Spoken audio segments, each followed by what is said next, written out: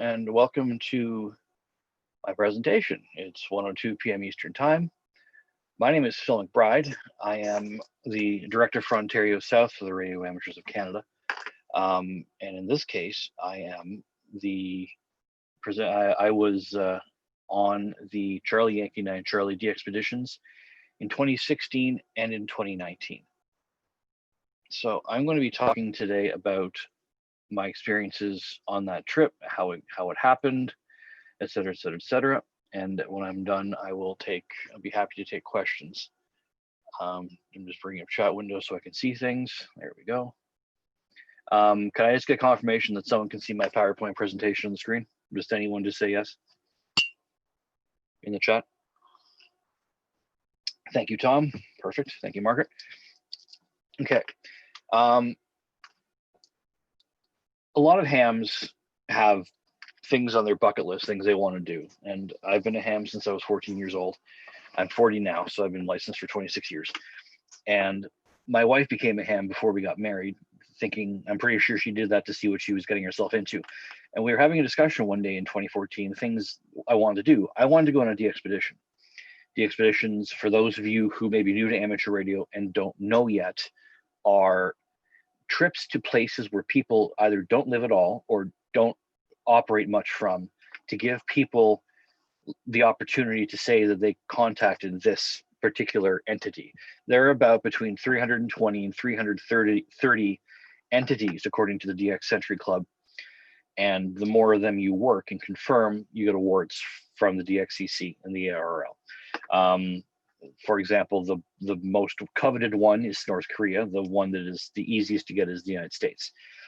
There are two of these entities in Canada. One is called St. Paul Island, which is off of the northeastern tip of Cape Breton Island, and there's Sable Island, which is actually off the south. It's south of Cape Breton by a lot more. They don't fall into the usual VE or VA or VY. Anything St. Paul is CY9 and Sable Island is CY0. These are places that have been visited several times over the past 50 years by different amateurs. And I decided I wanted to go do one. And I talked to my wife about going on a trip. I did some initial emailing. I found a guy in Maine who, I can't remember his name, who did trips up there. And I sent him an email saying, what would it cost to take me and my family there? I was just going to work holiday style. Eventually, I was contacted by Randy Rowe, November 0 Tango Golf, who said, who are you? Because we were planning on going here, and if you're going, we're not going to get in your way. So I said, well, no, I'm just a ham. I want to go. I want to do this trip. And I said, well, how about you come with us? So in 2016, I went with a group of people to St. Paul Island. It was billed as the biggest little DXPedition in North America. We had a tremendous amount of fundraising. Thousands of dollars in sponsorships and even more in QSL fees after the fact. There were 11 operators. Here are their call signs. WA4DAN, which is Dan, NOTG, which is Randy, and then A4, NC, K4ZLE, et cetera, et cetera, et cetera. The interesting thing about the first time we did this is because we had so many operators and we had so much equipment, we decided to operate from two different parts of the island simultaneously.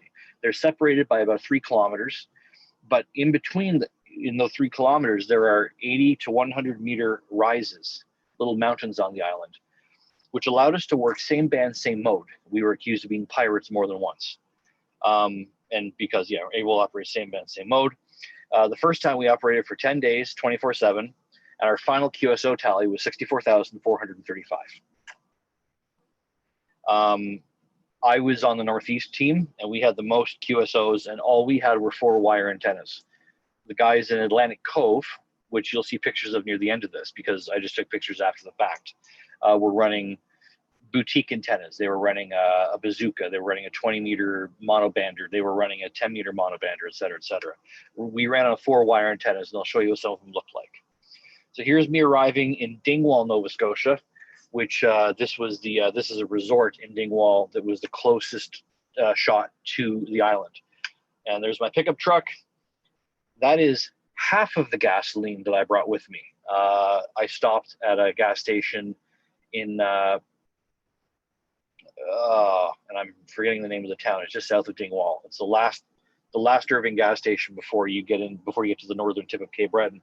I picked up 1,250 liters of 91 octane high test gas and hauled that in here in my trailer. This is the helicopter. One of the operators, Pat, November 2 India Echo November, is a pilot. He owns a Challenger jet, and he owns this EC-120 Airbus helicopter.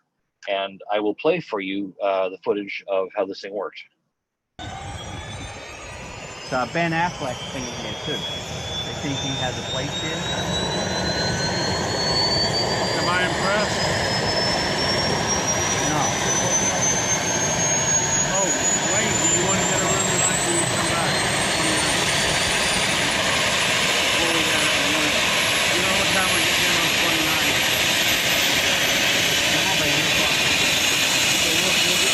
Hey, look, I'll sleep on a pull-out bed. Starting 65%.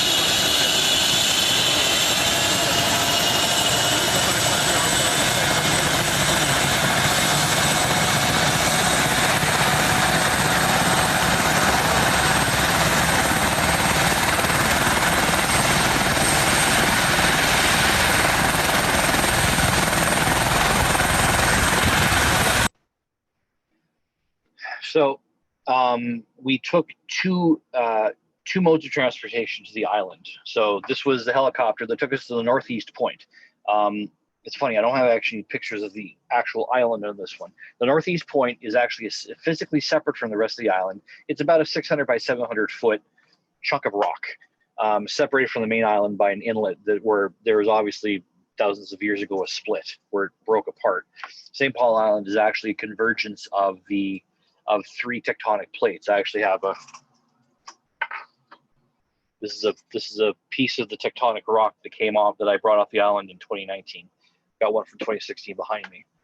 So this was the helicopter that took us there. This is our staging area where originally when we planned to go, we were going to be renting a Huey or something similar. And we were going to basket haul everything to the island. And at the last minute, Pat and then Lee WW2DX and Ray W2RE joined the team, and they offered the helicopter. So there was some logistical challenges in loading all of this into this very small cargo space. There's all the Jet A fuel that was hauled in from Air Halifax. And we ended up leaving 4 barrels of this behind with the boat captain who took the team to the Atlantic Cove via boat, because all you have to do is water this down and you have diesel fuel for, it'll work as diesel. This is a staging area. This was a baseball diamond the town let us use to stage, used to land the helicopter. The town was very cool. No one gave any problems. It didn't hurt that Pat took a whole bunch of the kids out for helicopter rides. No one gave us any trouble. This was the ship that took everyone to the northeast point. We did not haul the gasoline or the water supplies en masse to northeast. We took all the gas and all the water to the north to Atlantic Cove, and then the helicopter ferried gas and water between the two sites when we needed more gas and more water. This is the northeast point. There is the lighthouse. It's not active. It's still spinning. It's actually the motor is powered by this solar panel here, and it's still turning, but the light's dead. This is the old lightman's house. This is a pathway here, and what is beyond here is a helicopter pad, which we didn't use this time around. We actually put tents on the helipad. We parked the helicopter on the grass off to the side. Here is a view looking basically to the southwest. If that's a direct line to Cape Breton Island, this is a house where obviously someone used to live, and there are 2 more of these foundations where houses used to be. As you can see, there's the inlet where where the northeast point is physically separated from the island, and there's mountain number 1. This used to be managed by Transport Canada, and then it was handed over from Transport Canada to the Department of Fisheries and Oceans, and they went really fast because they just left everything there. Logbooks, some HR paperwork where apparently the lightman had gotten ticked off at someone. This was in the house. This is someone's at the base of what used to be someone's house, someone's name. I guess his name was Lloyd Vaughn. So here are two to the operating tents. We didn't have operating tents. We each had our own individual tents, and in our tents we had our own station.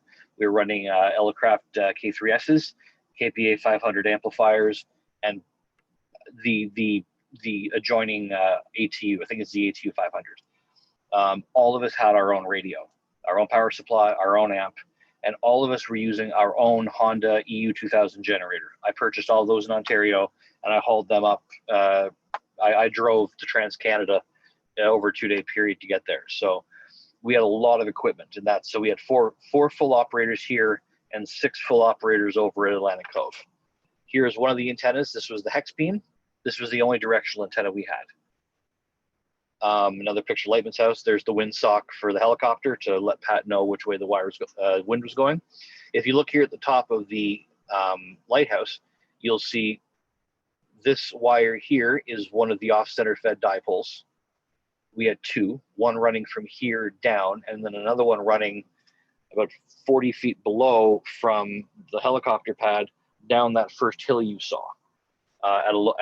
So it gave us basically, one gave us Skywave, one gave us NVIS. This wire here was a vertical, and we'll talk about that in a little while. I'll show you why this is the best place you'll ever work 160 meters from.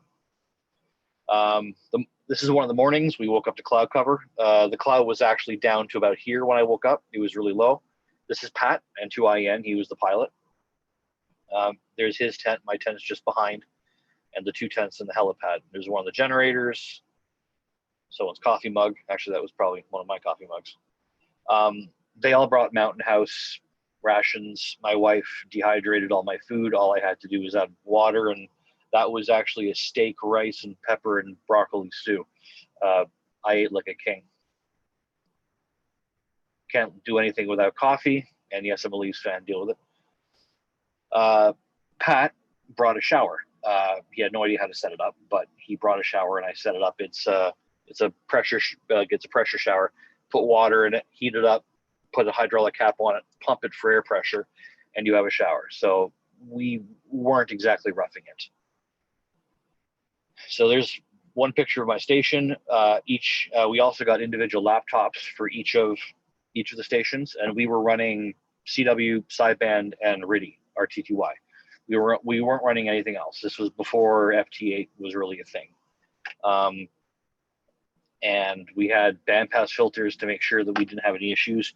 We did manage to blow the front ends on 3 of the K3S radios, which the New York contingent brought a bunch of extra K3s, just straight K3s, which we put in because the K3S front end receiver, even with the bandpass filter, gave us a lot of trouble. The K3s though are bulletproof. You could shoot them and they'll still work. They're bulletproof radios. This is a picture of some of the weather we dealt with. Remember, St. Paul Island is in the middle of the North Atlantic, and the North Atlantic is not a kind place to be.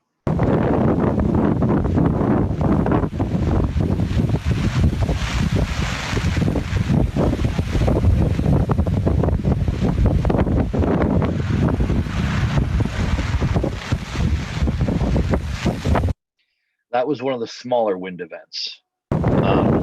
Hold on, next slide. What the next wind event did this to my tent. This was I was having a quick nap at around 3 o'clock Atlantic time in the afternoon. And I woke up to this pole snapping on me. So that woke me up. That was a fun way to wake up. Unfortunately, Jeff, I will answer that question for you. And the answer is no. I'll show you pictures and you'll understand why. Lee, WW2DX, was there for high band stuff. He was there for 6 meter and 2 meter mood bounce and 6 meter terrestrial. Anyone who's heard that call sign know Lee is a big EME guy. He's done a lot of contacts. On our first night, he pulled 120 contacts on moon bounce using JT65. And then that night, we had sustained winds of 90 kilometers an hour, and environment. The weather gear on the island, which at the time worked, was reporting gusts to 125 kilometers per hour. So this was unfortunately the result after the first night. His array got destroyed. That was his tent. That happened at 3 in the morning. He woke up when his amplifier fell off the table onto his stomach in the middle of the night. And even through the wind, I heard him cursing and swearing a storm. And we moved him. We did move him inside of one of those structures in the tent, though, but it still wasn't the greatest choice. Another picture of my workstation. It's a better one. We all had Radio Sport headsets. I bought 2 of these. Radio Sport gave them to us for 50% off for any of the expeditioners who wanted them. I bought 2 because they're the best microphone I've ever had and the best headphones I've ever had. This was there. I brought my own personal FT897 bug out kit. So I'd have 2-meter access to the repeater network on Cape Breton. I should mention here that we had on the northeast point 5-bar LTE cellular coverage. My plan was to join both of the sites using 2 UHF wireless access points, which do exist. They're made by a Canadian company in Ottawa called Zagel. But I couldn't get path, so we couldn't live log, and I'll explain more about that later. But on the northeast point, we had full internet and full cellular. But these 2 were those are my backups. And if I can get to the Cape Breton repeaters, I can get to all of Atlantic Canada. Pat got sick of rations, so he went into town to the Markland Resort where we were staying, and he brought us a full turkey dinner. Like I said, this wasn't much roughing. There's a couple of cases of beer in the background there that aren't in the picture. This is me. That's Will, Alpha 4 November Charlie. This is Lee, WW2DX, and this is Pat and 2IEM enjoying a turkey dinner. And then he went out later and got pizza for the guys at Atlantic Cove. Pat is a big AMSAT guy, big satellite guy. So we did some satellite. Didn't work as well as we wanted it to this time around, but there was the satellite array, Ziezu, Azel rotor, and a couple of cross polarized 2-meter and 77-meter beams. And over here is Lee's 6-meter antenna, which he managed to do several hundred 6-meter contacts over the course of the 10 days. There was a wicket opening, and he just ran for it. There's the 6-meter array again, or 6-meter antenna again, sorry. So here's the top of the lighthouse. So there's OCF number 1. There's the tie-off for OCF number 2. And over here is the top of that vertical I told you about, which ran to here. When Ray, W2RE, he was the first guy on the island while we were staging stuff out, he found this. And this is the block. This looks like it was the mounting block for the old medium wave beacon, which was like naval beacon, or so I guess that marine navigation beacon, which was on the island, which we think ran at around 400, 450 kilohertz. So what he found was, on the ground, the radial system for that beacon existed, and that radial system looked like that, and we saw it popping out under the ground all over the island. So that radial system encompassed about 500, between 600 by 700 feet of area. It's the biggest radial system I've ever seen. So we ran a 135-foot long piece of wire at about what is that, about 60-degree down angle. And it without a tuner, it was 1.7 to 1 at 1840 kilohertz, and the noise level on 160, if there were no storms, was as 0. So I was working Europe on 160 like I could work Europe on 40. It was the best 160-meter experience ever until the thunderstorms came.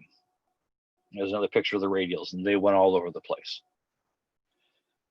So there's the wire coming down, straight down from here. There's the hex beam. So you can see the second off center dipole is running from the top of that lighthouse. It was just rope mainly, and it got tied off in the top of this chimney in this house. We ran a rope around it. We didn't dare go in the house. These buildings are dilapidated. This one is dilapidated. No one goes near it. In 2019, there was evidence that people had come to the island to party, and they were in this house, and it looks like someone broke through the floor. So I wasn't going in. This is Lee operating, no, this is Ray operating, W2RE. Okay, got United America 3, United America 3 again. So over here, that's the cellular router that was giving us all 4G internet access. This is Will, AA4NC. So Ray did a lot of mainly CW, but did sideband as well. This is Will. Will did mainly, he did some sideband, but mainly he did CW and RIDI. Yeah, Alpha 5 and 9. That's right. Okay, Papa Alpha 7, Radio America. Thank you. Charlie. This is Pat, N2IN.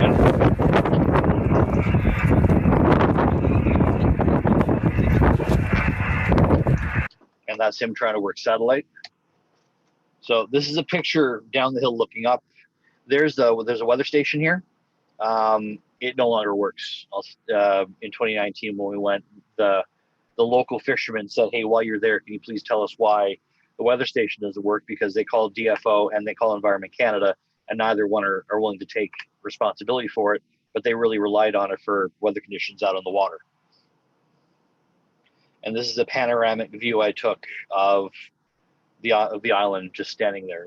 It's a gorgeous place. There are usually seals hanging around here. There are a few whales, pods of whales that went by. Going back to Jeff's question about the interior of the structures, well, this is why. These structures were built back in the 60s. They're probably full of Quebec's finest asbestos, and they're falling apart. There are lead paint cans everywhere. We did have our food area inside one of the rooms that we cleaned out enough that we were comfortable leaving everything sealed in there. It was the best way to keep from weather. When Lee's tent got wrecked, we put him back here. This is the old generator room. The generator's not there anymore, obviously. And it was the tidiest floor of them all. But even then, I put a second tarp down on the floor just to make sure. And I did recommend you probably shouldn't sleep in here, but he did, and he's still alive. So we'll go with it. This is the front room there. There's the Lightman's old desk. We brought a microwave. That's how they were cooking their Mountain House meals. I brought a little electric kettle. I mean, I've got a generator with me, so why not? We were not allowed to there's no combustion on the island, no fires allowed. So I understand there may be some out there going, well, that's not really camping. DFO regulations, we were not allowed to light fires, so we had to go with an electrical option. So this is Atlantic Cove. So you can see this is where all their generators ran. There's their 160 bazooka. There's their hex beam. They had an operating tent. So they had one tent with all the radios in the semicircle working whatever modes they were working. This is the governor's house. This is where the governor of the island would reside. Here are their tents. There's all the gasoline. 1,250 liters divided by 50. That's how many gas cans I brought with me. I brought them all empty, and I filled them up coming up into Cape Breton. Another view of the ocean. This is a view of the camp looking up from the top. You see the blue containers there. That's all the water we brought with us. There's a really good picture of the site up from top. You can see there are plenty of places to run wire antennas. It's a DXer's dream. You can put up antennas anywhere. You can get wicked height. You can go as low as you want if you want to go NVIS. Lots of options. And this is me. This is us packing it out, going home. Breaking camp. There's the generators. I brought all those back to Ontario and I sold them all to a lot of hams. So we're very happy for the $400 discount on generators that basically had 200 hours on them. So this was the team that was at Atlantic Cove. And there's the 5 of us that were at the Northeast Point. And we're giving the one signal because we beat them by 5,000 QSOs. It was a bit of a competition going back and forth between the two of us.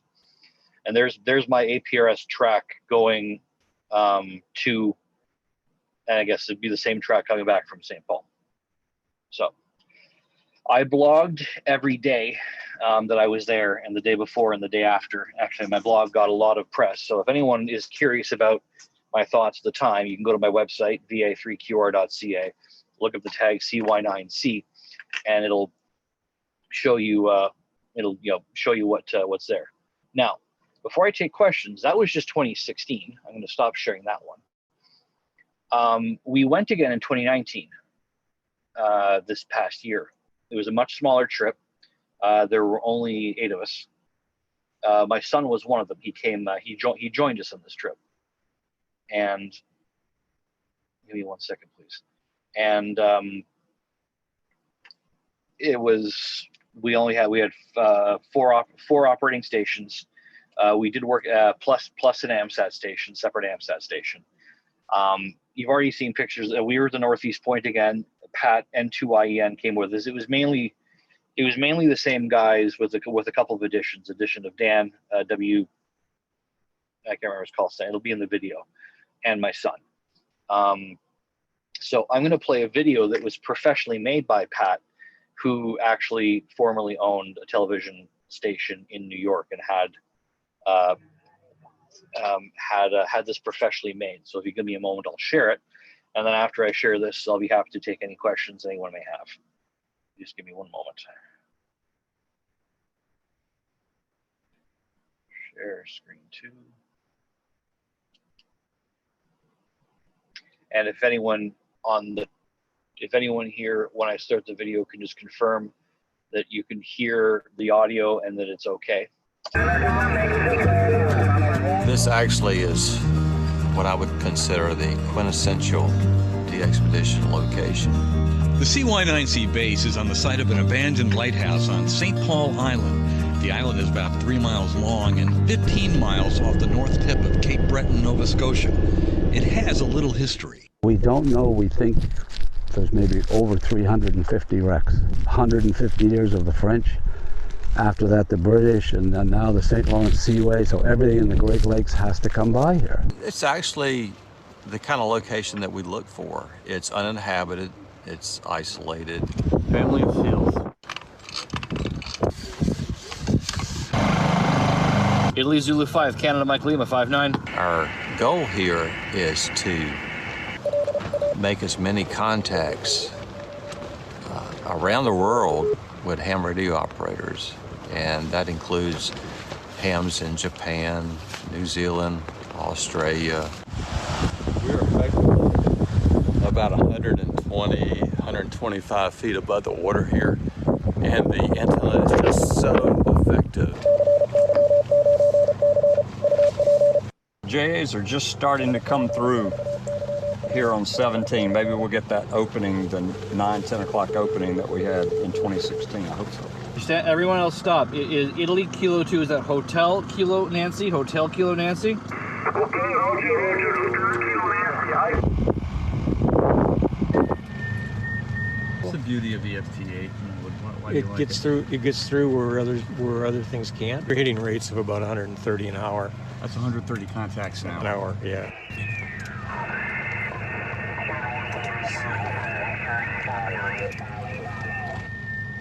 We're basically on a rock surrounded by cliffs and water. So really the only practical way in and out of here for us is via helicopter. It's an Airbus H120, 5 passengers, driven by a 500 shaft horsepower jet engine.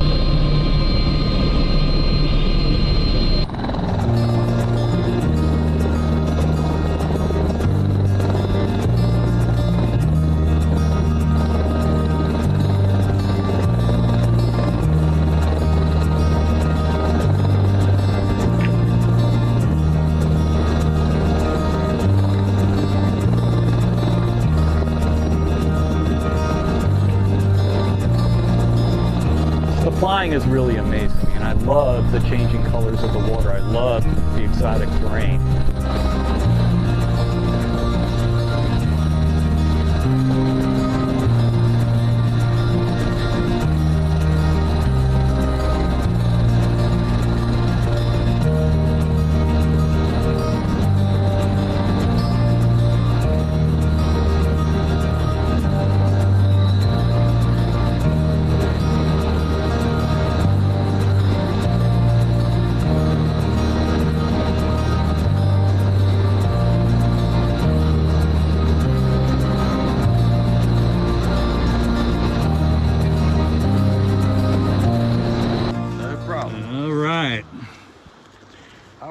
Nothing like a pizza delivery on an uninhabited island, right? How about that? How about that service?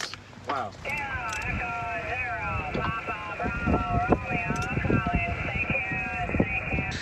It's just cool that we can talk to satellites. Victor Echo 9, Charlie Bravo. Hey Dave, you're Fox Nancy 97. These satellites, the ones we use, are low Earth orbiting, which means they're constantly going around the Earth. And there's only so big of a footprint, so when they pass, they, only certain areas lit up at the same time. So what you do is take it something like this, just an antenna rotor and an antenna, and then when the satellite comes overhead, it tracks the antenna, and while it's tracking, you talk to the guys on the other side. And what we have right here is the 2 meter and 6 meter stations. So over here we have 6 meters.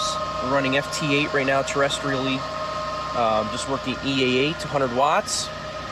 Over here we have 2 meters. We're doing moon bounce right now. We got our azimuth and elevation rotator here for the moon array. And if you look here, you'll see these are all the signals coming off the moon right now. We're decoding off the moon, all these signals here in the pan adapter. So we've worked on the moon this morning, so the moon's only been up for maybe half hour. We worked CT1, HZE, RX1AS, ZS1LS. For non-ham people, what countries? So that's Portugal, Russia, and South Africa on 2 meters. All off the moon. All off the moon. We need to, probably told you we need to check 10 fairly early on. I like the challenge and just working with the team, you know, the camaraderie with the team members. So after the 2019 expedition, St. Paul's Island, weather has been well, everybody's been good, and the ghosts, I haven't been here, but I'm pretty sure nobody's been haunted. A little static on the radio, maybe. They chased the FT8 guys off. That's what it is. It's ghosts. How is that for a sunset? Yeah, that is pretty awesome.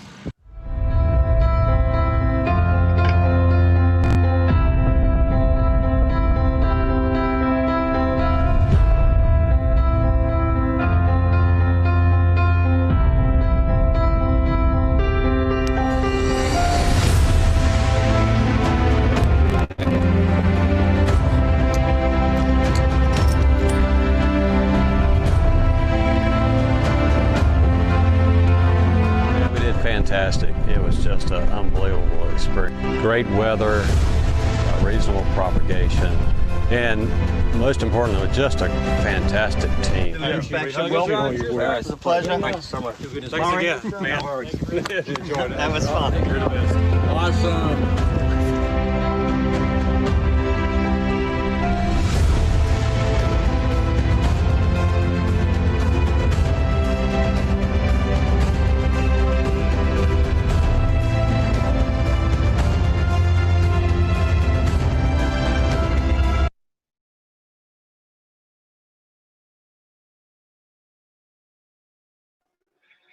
All right, so that's the video. As you can see, the experience in 2019 was much different. Give me 1 second here to see what's going on. There we go. Yeah, the experience was much different in 2019. It was really interesting. Conditions were the weather was absolutely perfect. I'll respond to you in a second, because that's a very interesting question. The weather was absolutely perfect. The day before we went there was major thunderstorms. The day after we left, there were major thunderstorms. We had no rain. We had no high winds. It was basically felt like an Ontario sunny day in mid-July. It was perfect. We went prepared for the worst, considering what happened the last time. And we were all very pleasantly surprised. This time my son came with me, Connor, SWL, and he actually spent a lot of time piloting the helicopter with Pat. And now because of that, he wants to become a pilot, so I'm about to go broke. We did a lot, mainly FT8, because conditions were terrible. We operated for 9 days. On day 7, we hit a G2 solar storm, but we still managed to do a rate of about 80 to 85 an hour on FT8. So it was a good thing. It was a good run. Our primary customers were JAs. Japan really wants, because it's exactly opposite parts of the world. So JAs we really push for them at certain times a day. To answer Al's question about the World War II radar station, no, we didn't. If we go again, and it's Pat's wish that we do in about 3 years from now, I may ask him to drop me off. I'll take my wilderness gear and I'll go looking for it to see if I can find it. Especially in 2019, we never set foot on the main island. We were on the northeast point. Roger's asking, what will I do differently the next time we go? I don't know. The next time we go, in theory, we're going to be, if we go in 3 years from now, we should be getting close to the solar maximum. So we could actually we could pull off 10 meters, and 10 meters, like if we get 10 meters of Japan, we'll never stop. We'll just run Oceania at full tilt. I may, if that happens, may not bring 4 stations. Maybe we'll bring 6, and we'll do a dedicated 20 meter and a dedicated 10 meter beam, maybe even 50 meters that direction, and just leave that on all the time. And when we hear it go in, we'll just go. And yeah, oh yeah, Al, I'm sure it is a steep climb up and down. With a bit of exercise, I could probably get in shape for it. I've got the gear. Are there any other questions from the group before I move on, or before I finish this? Because there's not really much else to say.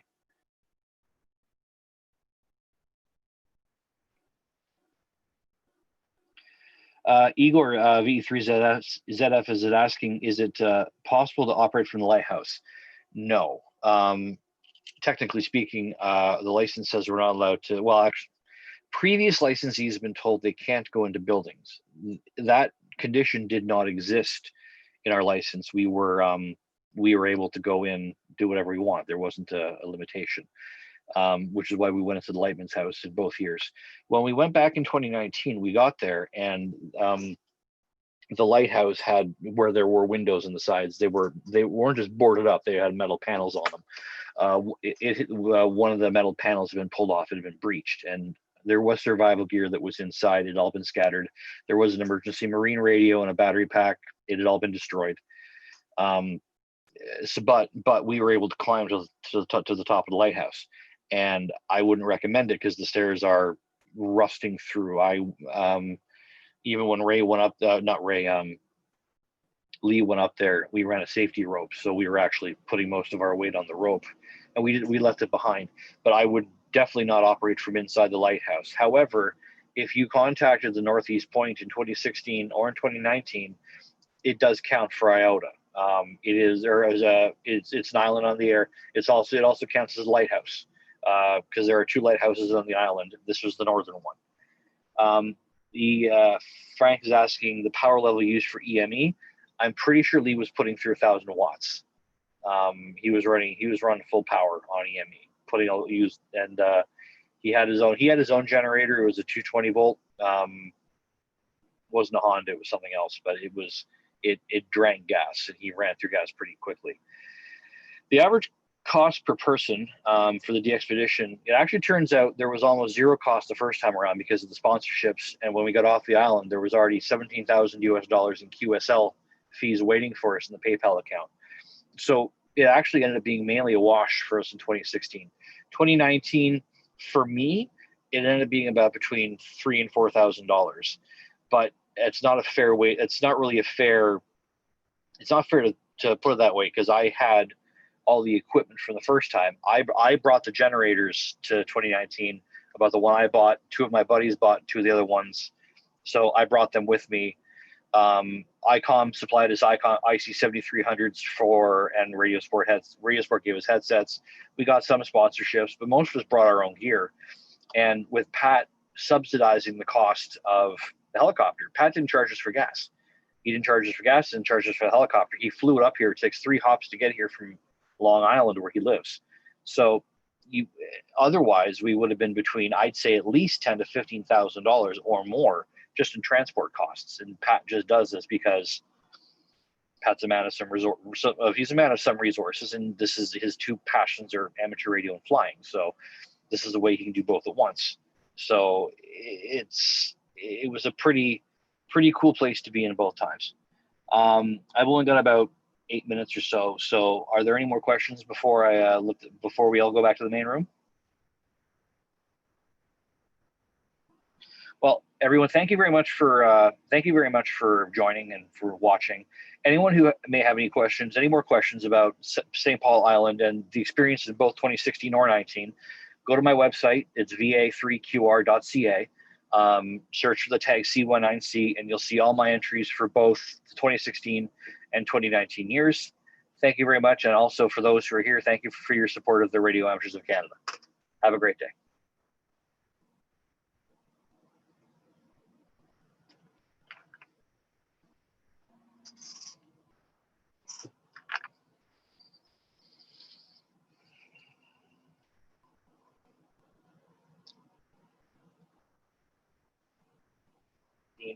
and 2019 years. Thank you very much. And also for those who are here, thank you for your support of the Radio Amateurs of Canada. Have a great day.